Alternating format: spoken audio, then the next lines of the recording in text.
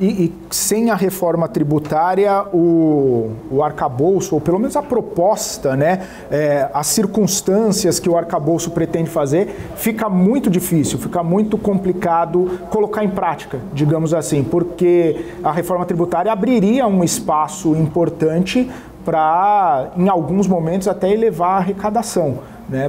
Claro que simplificando, o ministro Haddad fala que não vai ter aumento de carga, mas a gente sabe que, de alguma forma, pode sobrar alguma coisa a mais ali para o governo. Eu acho que a reforma tributária ela tem dois efeitos. Né? O primeiro, que talvez possa ajudar num horizonte mais curto nesse sentido de 2 a 3 anos, é de que ao você avançar com a aprovação dela, você gera um efeito antecipação no mercado financeiro, nas expectativas. Né? Então, ela tem um prazo de transição muito longo. Então, para ela realmente afetar a economia e começar a simplificar o processo todo, vai demorar aí 5, 6 anos. Porém, na hora que você avança com a tramitação, vê que é uma reforma positiva e vê chance de aprovação, naturalmente você já tende a ter uma reação dos mercados mais positiva. Então, talvez isso possa ajudar a gerar um crescimento maior para frente, que aí, obviamente, seria positivo para aumentar a receita e a arrecadação ao longo do tempo, antecipando um pouco do benefício da reforma tributária.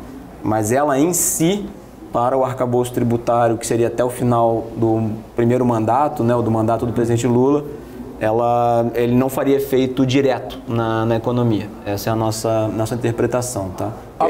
Desculpa, quanto mais você demora para votar, para aprovar, mais você empurra esse benefício para frente. Não, é legal isso que você falou, e pegando até uma fala anterior sua, o aumento aí de arrecadação, essas medidas antes da reforma tributária, por um lado pode aumentar a arrecadação, melhorar o fiscal, mas por outro também não pode cair o fiscal e piorar o fiscal à medida que penaliza a atividade econômica?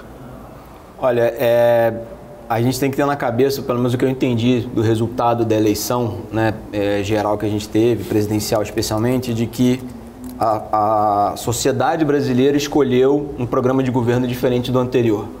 Então, o do anterior era a redução do tamanho do Estado, com potencial redução de impostos na medida que essas contas fechassem. Né? A escolha foi, talvez eu não queira isso no momento, seja por conta de pandemia ou qualquer que seja o motivo, eu quero um Estado mais presente e eu aceitaria pagar mais por isso. Não sei se as pessoas entenderam dessa maneira, mas foi o que elas votaram e o que foi eleito. Né?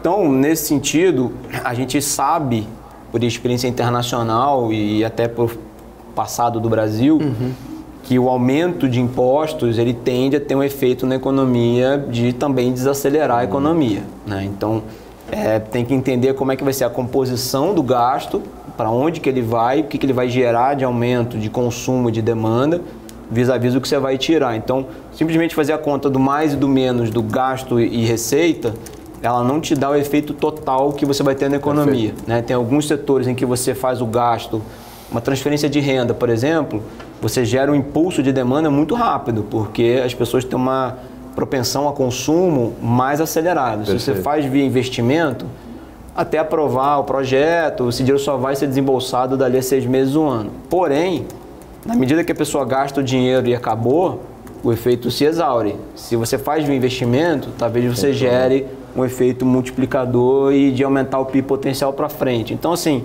tem gastos e gastos, né? E tem maneiras e maneiras de arrecadar. O projeto não é cortar gastos, como a ministra Tebet falou, ter um Estado presente, fazendo atividades junto com o setor privado, e isso demanda dinheiro. Então, vai ter que arrecadar mais de alguma maneira. Acho que esse é o arcabouço que a gente está pensando aqui.